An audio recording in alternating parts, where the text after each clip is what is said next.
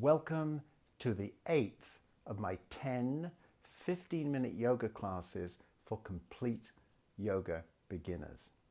So in this class, I want to take you through a lesser number of poses, but one from each type of movement.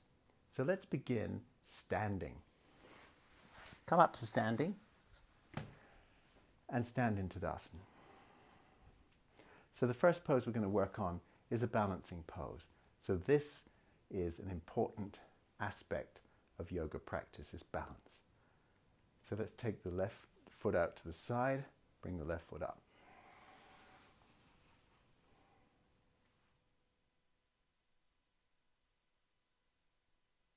If balance is a challenge, you know you can always put your finger on the wall. And then bring the foot down, and let's work on the other side. Turning the opposite leg out.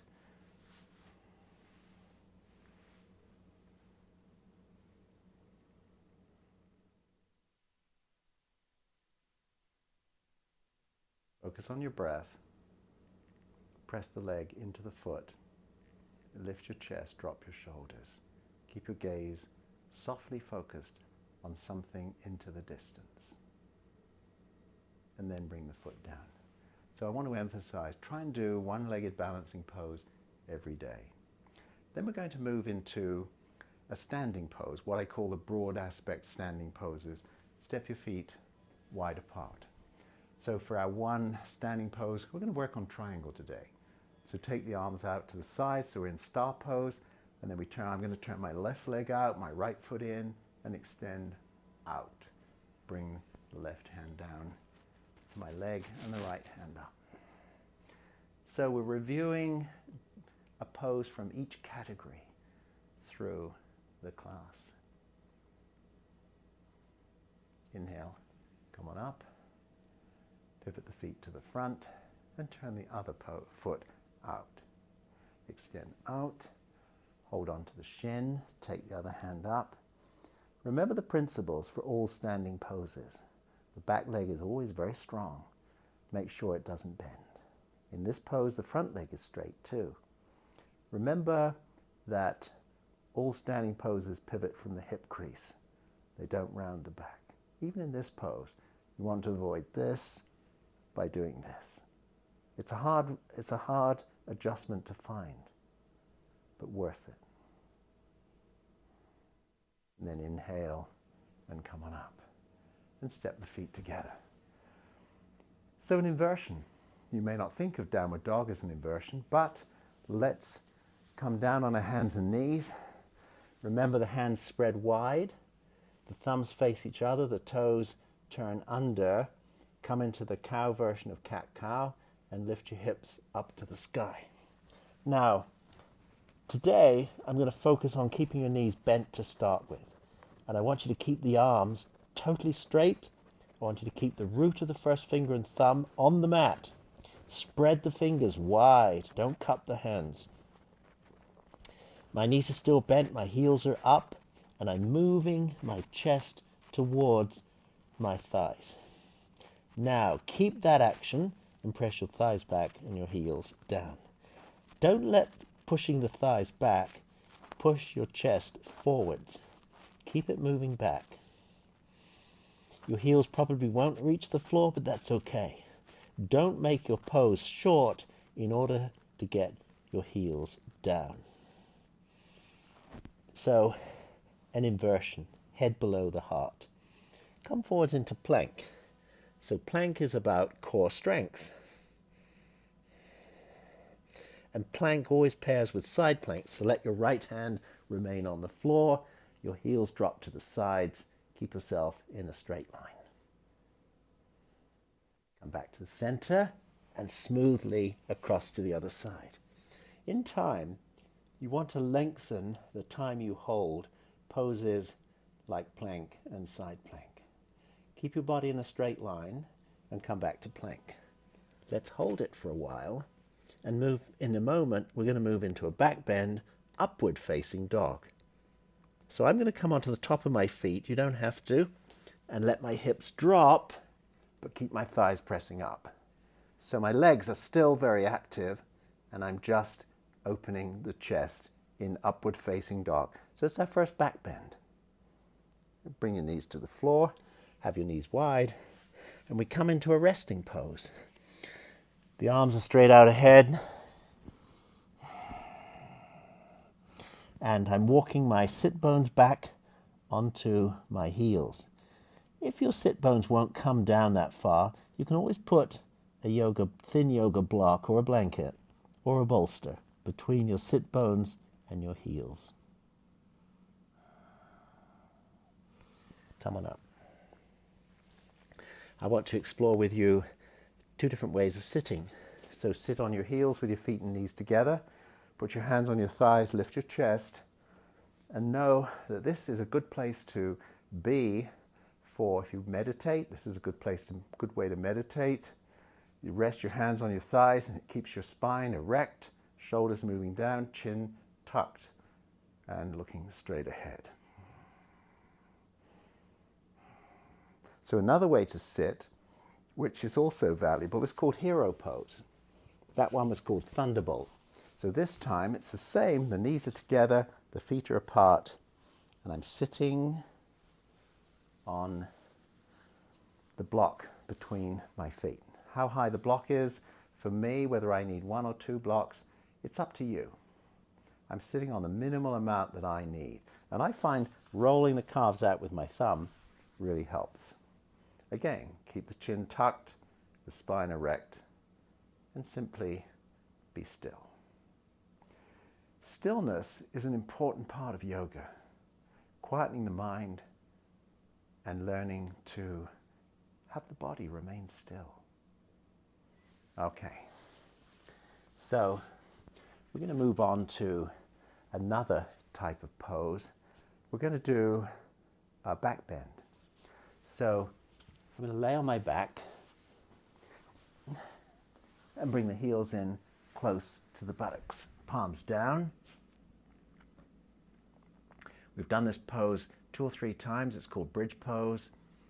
And then with my palms facing the floor, I'm going to lift my hips up.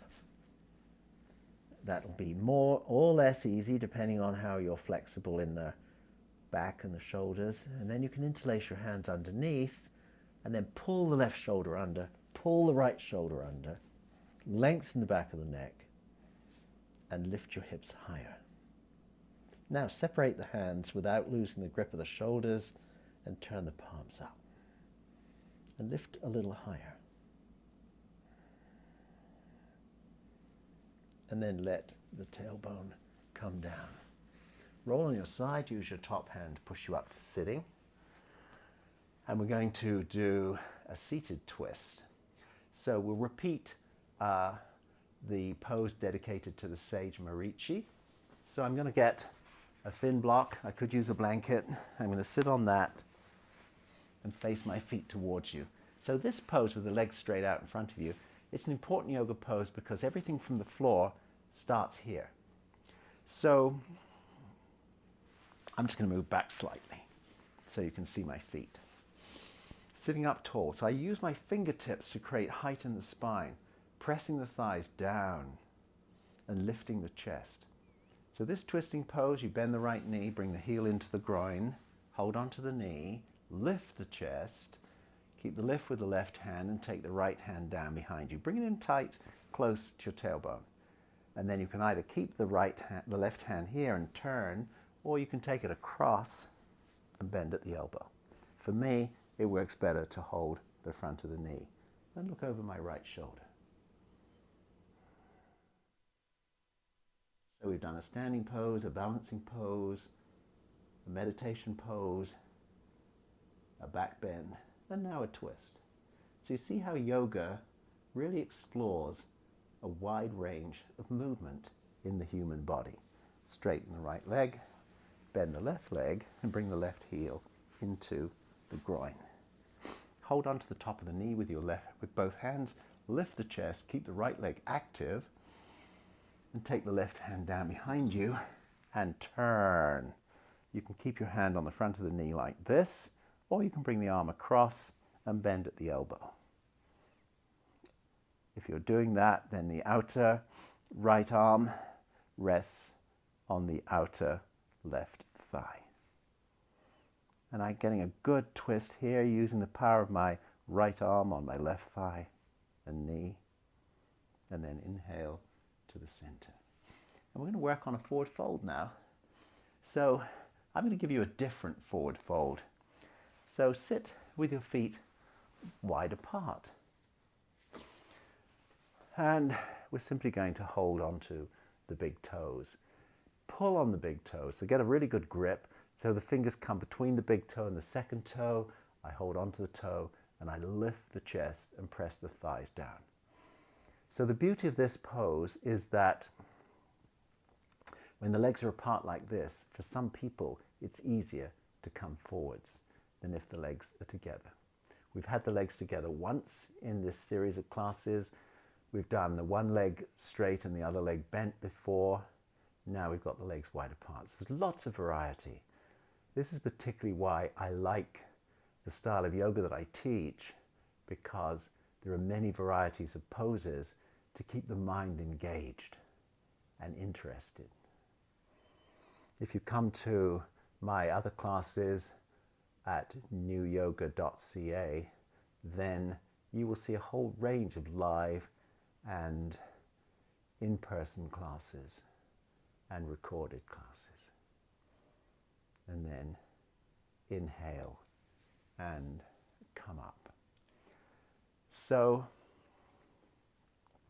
before we lay down in Shavasana, I'd like to do one more pose. I think we'll make it another gentle back bend. So let's come back to Cobra. Let's come onto our front, rest on our forearms, and lift the chest and draw the shoulders down. So this is a pose which allows you to explore your range of movement safely. So you see, I'm going to explore the idea of straightening the arms. Now, for some people that doesn't feel comfortable. You get a pinching in the low back. You should always honor how your body feels. Learn to distinguish between safe pain of a good stretch or a good workout and the dangerous pain of trying too hard and ignoring your body and what it's signaling to you. And then I'm going to come down. Now today we'll spend just a little bit longer in Shavasana. So lay on your back. You could bring a blanket under your head like this. Take a little turn under the neck. Don't have the blanket under the shoulders. Stretch one leg at a time. Let the toes drop out to the sides. Squeeze the shoulders under a little bit and then let everything go. So when you lay here, close your eyes softly and just allow the forehead to relax, so don't frown, and have a slight smile on the corners of your lips. Let the tongue rest on the floor of the mouth and have the teeth slightly apart and the lips just touching. Without making any movements, allow your throat to relax by simply sending consciousness to your throat. Just be aware of the whole body being absorbed by gravity towards the earth, allowing the palms to relax and the fingers to gently curl. And start to focus on your breath. The breath is the key to the whole relaxation response and awareness.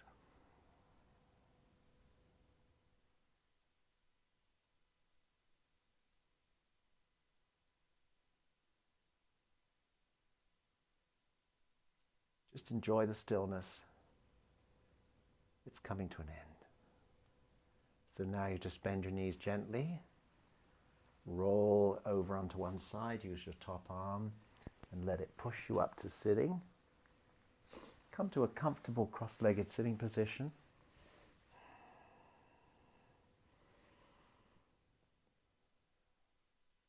Bring our hands together and we honor the sacred in each other. Enjoy the rest of your day.